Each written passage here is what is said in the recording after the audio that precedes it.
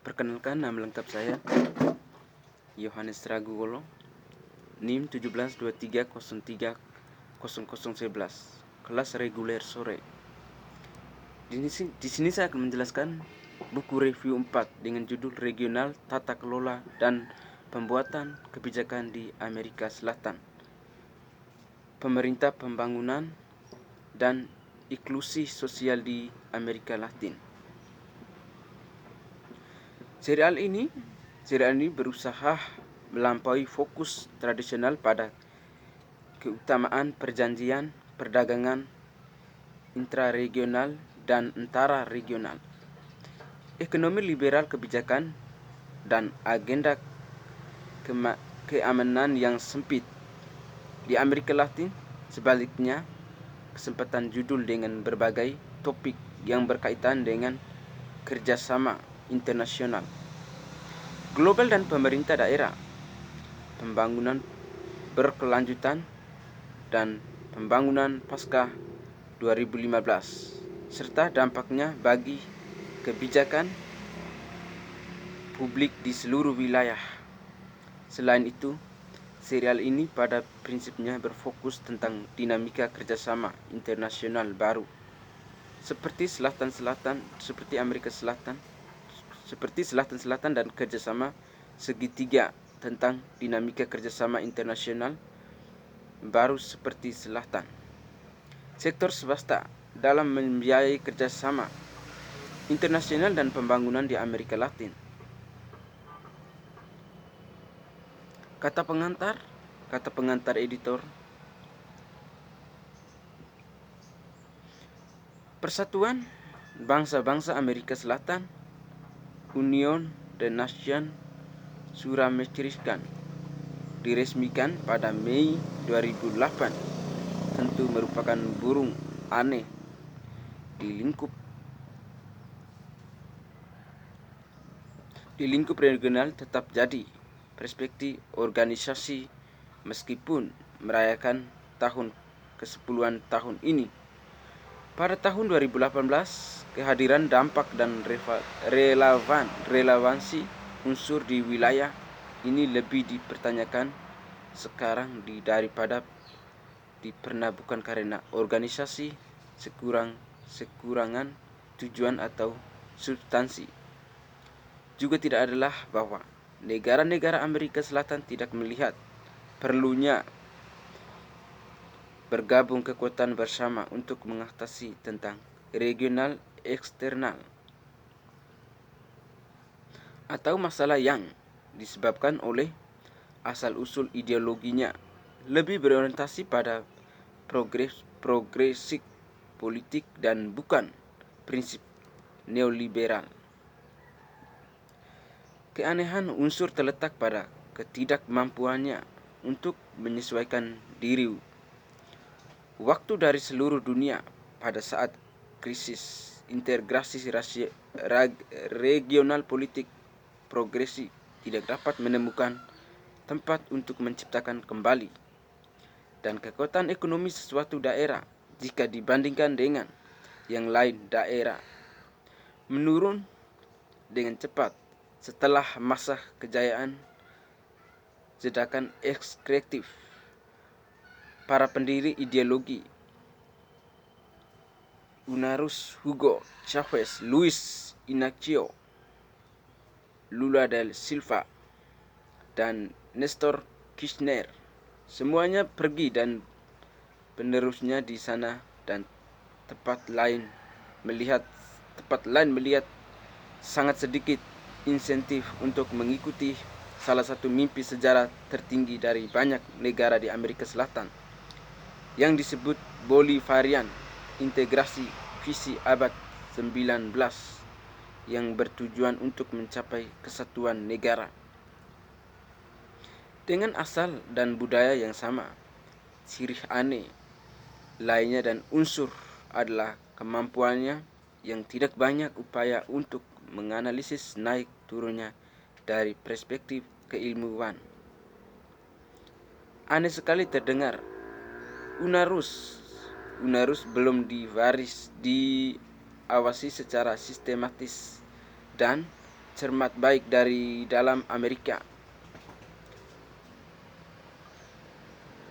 maupun benua lain, misalnya dalam perspektif pembandingan silang dengan Uni Eropa.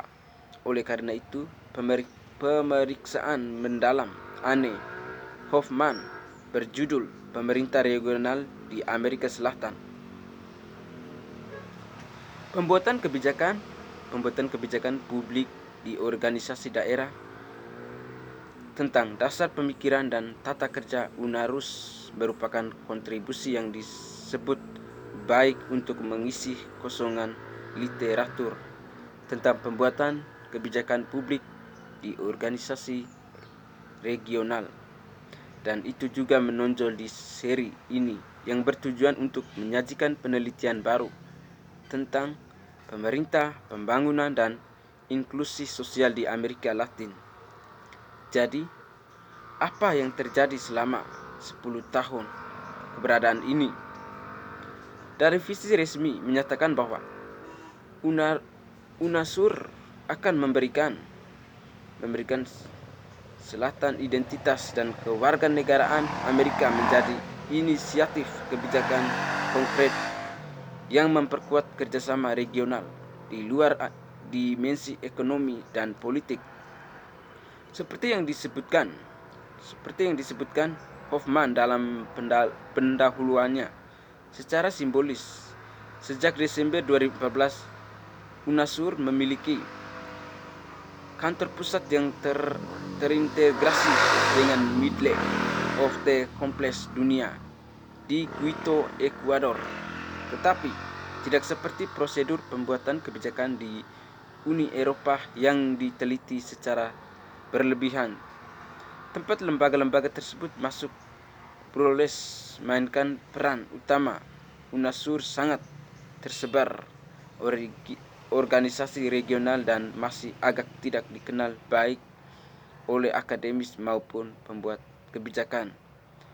Beberapa pengamat menyebut UNASUR sebagai proyek kiri, padahal yang lain berpendapat bahwa mencari label ideologis agak tidak perlu karena sebagian besar organisasi regional pada dasarnya bersifat pragmatif dan selama waktu hidup mereka pasti akan menampilkan peserta dengan warna politik yang berbeda. Oleh karena itu, Hoffman dengan tepat menampilkan peserta dengan warna politik yang berbeda, menempatkan UNASUR di antara tertinggi dan rendahnya konjungsi ekonomi, politik, dan sosial di wilayah tersebut, mengejutkan gelombang merah muda. Momentum pemerintah kiri dan kembalinya para pembela setiap prinsip-prinsip ekonomi neoliberal. Namun, karena ketidakpuasan dengan organisasi berdiri di atas kekerasan yang meningkatkan di Venezuela, sementara terebong ambing di bawah presidensi pro tempro Bolivia, padahal UNASUR belum punya sekretaris jenderal tetap. Sejak Ernesto Samper pergi pada Januari 2017, menariknya seperti yang ditunjukkan Hoffman, kurangnya kepemimpinan permanen belum menjadi masalah besar bagi organisasi. Fungsi kemudian dari UNASUR terletak pada dewan yang berbeda daripada sekretari kelihatannya berbeda dengan Marcos dan Andreas Comit. Yang rasional didorong oleh masalah ekonomi, UNASUR tidak menempatkan perdagangan bebas atau mekanisme pasar dalam fokus. Sebaliknya, ini sangat menjolok antara pemerintah dan perpusat pada kerjasama politik dalam politik rendah. Meskipun tampaknya tidak masuk akal bahwa UNASUR akan mulai meniki tangga integrasi pemodelan Uni Eropa, telah ada pembicaraan tentang pemikiran Komen Souther Bank, mata uang bersama dan pasar umum, tetapi kemudian krisis domestik atau regional telah menghentikan latihan prospektif.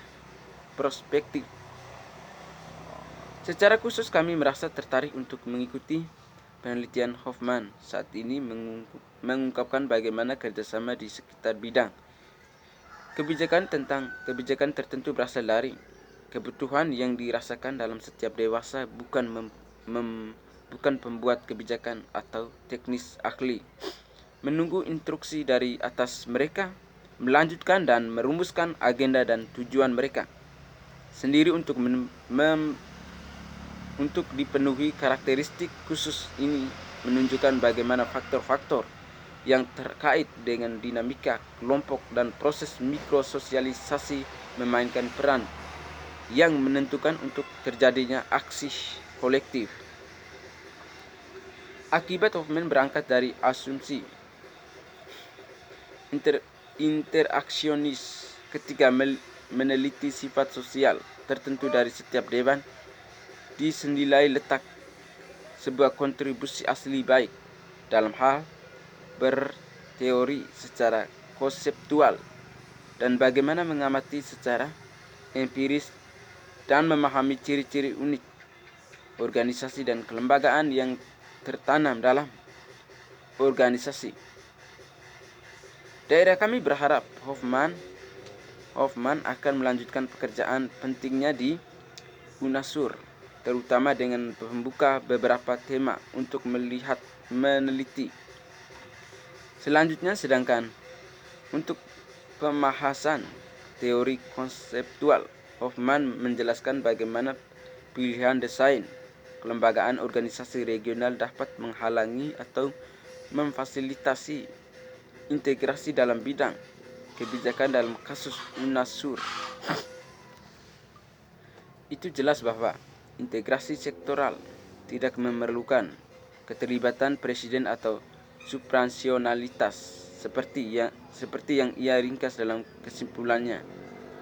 Bagaimana pernyataan ini dalam kaitannya dengan organisasi regional lainnya adalah pertanyaan terkait yang layak untuk memeriksakan komparatif. Jalan menarik lainnya berkaitan dengan apa yang ditemukan Hoffman melalui beberapa wawancara yang dia lakukan dengan pembuatan kebijakan, bahwa pemerintah nasional menghadapi keterbatasan ekonomi dan sumber daya manusia tampak dibebani dengan UNASUR Dewan. Seperti yang ditegaskan tanpa ragu dari konsepsinya, UNASUR mengajukan tantangan terhadap kredo dan politik neoliberal di kawasan yang banyak disalahgunakan dan salah diterapkan. Dari kemungkinan rute baru berarti kemungkinan melarikan diri dari ortodoksi. Akhirnya orang dapat bertanya tentang seberapa banyak integrasi sebenarnya di dalamnya. Bidang-bidang tertentu dari kebijakan publik UNASUR benar-benar berkontribusi. Itu bukti negara tertentu perlu diperjelas dan teliti di bawah penyediakan. Apakah pembuatan kebijakan mengonfirmental tentang telah membuat perbedaan atau tidak, misalnya sepanjang dimensi berkelanjutan pembangunan dan kohesi sosial di sektor kebijakan tertentu, melawan latar belakang implementasi nasional yang sedang berlangsung dari Agenda 2030 untuk pembangunan berkelanjutan adalah UNASUR yang berupaya untuk mengintegrasikan visi bersama seputar 17 tujuan pembangunan berkelanjutan dalam bentuk bersama tempat untuk berkoordinasi kebijakan di dalam Dewan. Meskipun tidak ada keraguan bahwa studi berharga oleh Anne Hoffman ini akan menginspirasi peneliti masa depan tentang UNASUR. Pendahuluan pemerintah daerah di Amerika Selatan pada tanggal 23 Mei 2008, presiden dari semua 12 orang Amerika Selatan yang berdekat negara-negara mendatangi perjanjian konstitutif dari organisasi yang baru dibuat UNASUR, Union de Naciones Suramericanas. Persatuan Selatan Bangsa Amerika dimaksudkan untuk memperkuat dialog politik antara negara anggota untuk menjamin ruang untuk kesempatan untuk memperkuat integrasi Amerika Selatan. Presiden ketiga di ibu kota Brazil.